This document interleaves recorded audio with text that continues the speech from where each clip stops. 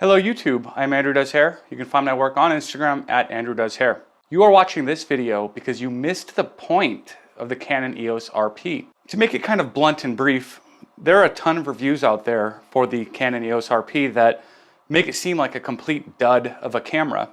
And I think because of this, there are a lot of people who are exactly who this camera was made for, who are avoiding it, who are afraid of it. I'm actually seeing it quite a bit in conversations with people who would benefit so much from this camera, but because of all the online reviews, they're like, no, I heard that's a bad camera. So to all of you YouTubers, camera guys out there who have bashed this camera, you've lost your way, man. Maybe it's not the greatest camera at certain things, but it is a great camera for just the right person.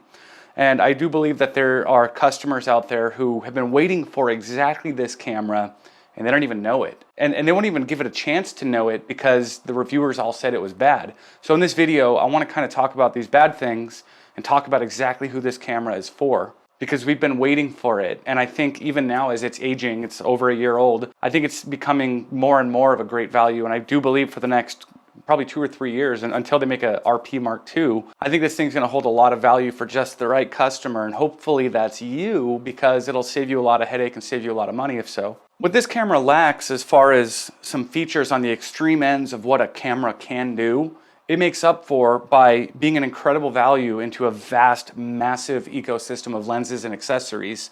It makes up for by being incredibly streamlined, by having very nimble files, and by adding a full frame sensor to features that up until this camera, maybe the EOS R, were only found in some more entry-level cameras, things like the flippy screen, the touch screen, the Wi-Fi. They weren't putting that in their pro-level stuff. And so by marrying a full frame sensor with all these convenient workflow features, this camera really is ideal for a lot of people. So in terms of like burst rates and frame rates and dynamic range, this camera's not pushing any boundaries. It's not gonna push any boundaries for somebody who needs a faster camera, but it is pushing boundaries for somebody who needs fast content creation. If you don't want your full-time job to be creating content, but you need to create a lot of content for whatever reason, this camera is so fast and so easy. The video you're watching right now is completely unedited, straight out of the EOS RP with a little nifty 50 lens on it. It just looks pretty stinking good with very little effort in a light, small package with light, simple, easy files that I can put on my phone and onto Instagram or onto YouTube so quickly and so easily. So the first common complaint I want to talk about is that it's not very fast. If you shoot sports, action, wildlife, don't buy this camera. But if you're maybe a tattoo artist and you want to take pictures of your work and post it in between clients, this camera can do that really fast and really well. You're not going to find another full frame camera that'll make it as fast and easy for as little money. The second common complaint is the poor dynamic range. So if you're unaware, this is the lightest and darkest things that the camera can perceive in an image at the same time. So maybe like my shirt and then those lights back there. So a camera with high dynamic range, those parameters are further apart. It can collect more details out of the dark and the light at the same time. So this camera is notoriously plagued with having poor dynamic range. Now, if you are shooting landscapes or you're doing like photojournalism to where you're only working with whatever light is available and you don't have any control over it, don't buy this camera. And then on that note, the poor dynamic range, apparently there's supposed to be really bad grain issues when you're pulling up shadows. So if you're the type who wants to take an underexposed photo that's too underexposed to fix, but you want to try to fix it anyways, don't buy this camera.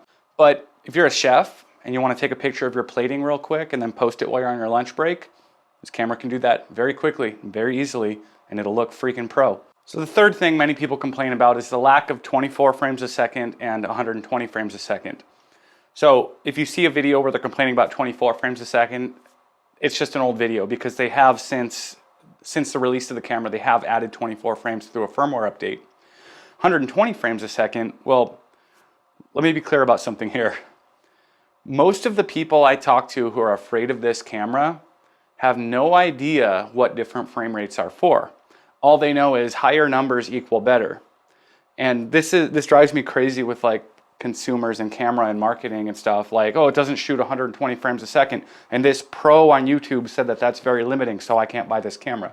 So 120 frames a second is essentially super duper slow motion. It's intended to be used at like 20% of natural speed.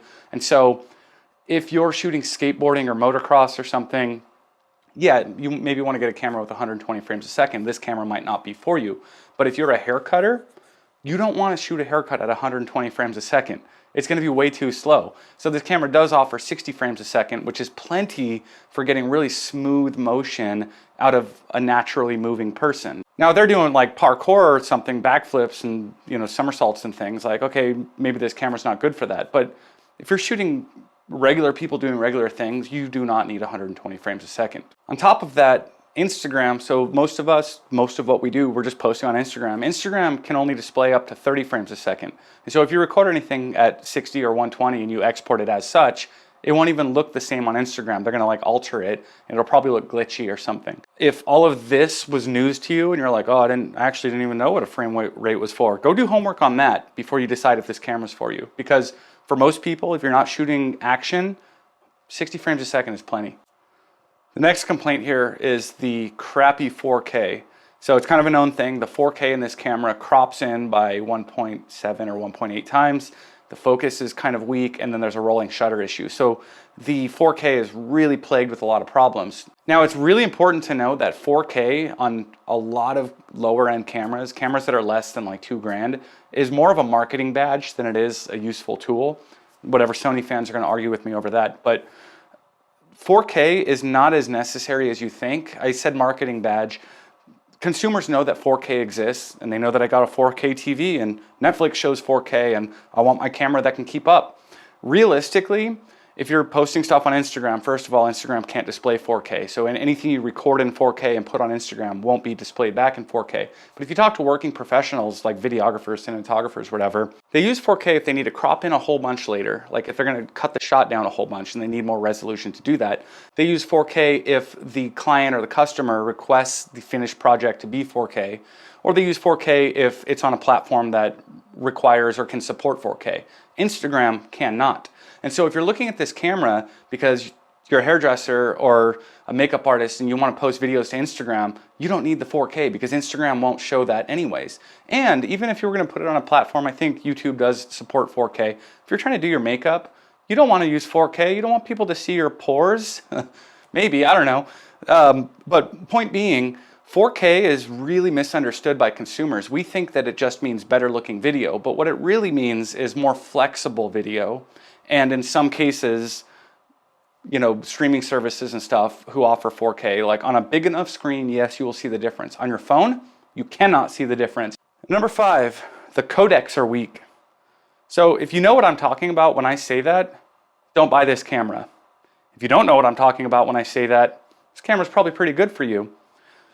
Look, if you start spending hours at a time looking at waveforms and vector scopes, you're going to run into some issues with this camera. The files are really, really nimble and little and weak and flimsy, and if you start pushing colors around, I have found that I get a lot of banding, especially on this backdrop, like as my vignetting fades in here, or like a lot of times I'll get glittery artifacts in my shirt if I try to pull the hues around. And so this camera, as I said a couple times probably now, if you're going for those extremes where you're just getting extreme performance out of a camera and you're really trying to push and grade the footage, this camera's not made for that.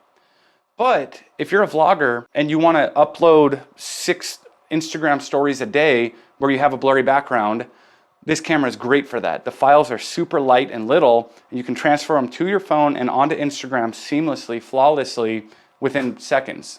As I said earlier, if you're a content creator who wants to create a lot of content, this camera's great for that. But the files are kind of weak, so if you're trying to like dig in and color grade and do all this, camera kind of sucks.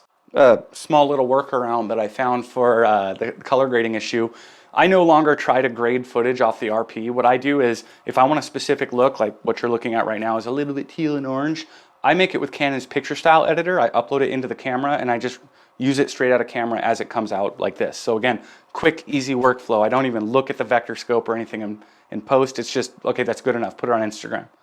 So who is this camera not for? Anybody who needs to shoot action, anybody who needs to shoot in extremely poor lighting conditions, anybody who needs like super duper slow motion, anybody who requires 4K, not thinks they want it because of marketing, but requires 4K, and anybody who wants to heavily grade their footage, or essentially professionals. All of that stuff I listed, You're either a specialist and your specialty is, well, I ride motocross, I ride dirt bikes, I need to shoot that. Don't buy this camera. If you know that the thing you're shooting, the specialty is action, or it's going to be in crappy lighting scenarios, don't buy this camera. Or if you're a professional where any of the above might come up at any time, don't buy this camera. But nobody should be surprised that a camera that today can be found for $800 refurbished on Canon's website, probably less soon. Nobody should be surprised that that's not a pro level camera. But what it is a really streamlined, fast, light, simple, easy, cheap workflow camera for people who need to create a lot of content, but they don't want content creation to be their second job. And they also don't want to have to get a second job to afford the camera to create the content. There are likely millions of people who are, like myself, in a position where having nice looking content and blurry backgrounds and colors the way that look nice, there are so many people who need nice content frequently enough that they don't need to hire a photographer every time. If you're just shooting for yourself and you're trying to like promote your art, if you're a sculptor, if you're a painter, if you're a chef, if you're a hairdresser, if you are one of these people to where Instagram has become a huge part of your career and you need to create a little bit more pro looking content, but you really don't want to spend all day in front of a computer editing raw files and pulling out shadows and color grading footage, and you just want to be able to throw stuff on your phone, but you want that full frame professional look, that vast, cool, blurry background look, this camera is ideal for you. So I'm going to leave it at this.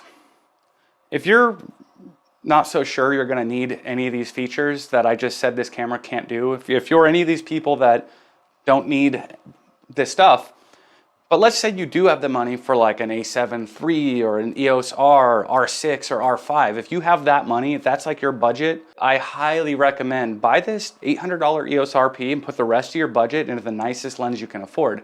Because here's the thing, every 2 years, 3 years, 5 years, your body goes out of style, it becomes obsolete. It's a lot like a phone, it's just like the technology ages. And whether you buy the $800 body or the $4,000 body, in 5 years, it's gonna be obsolete.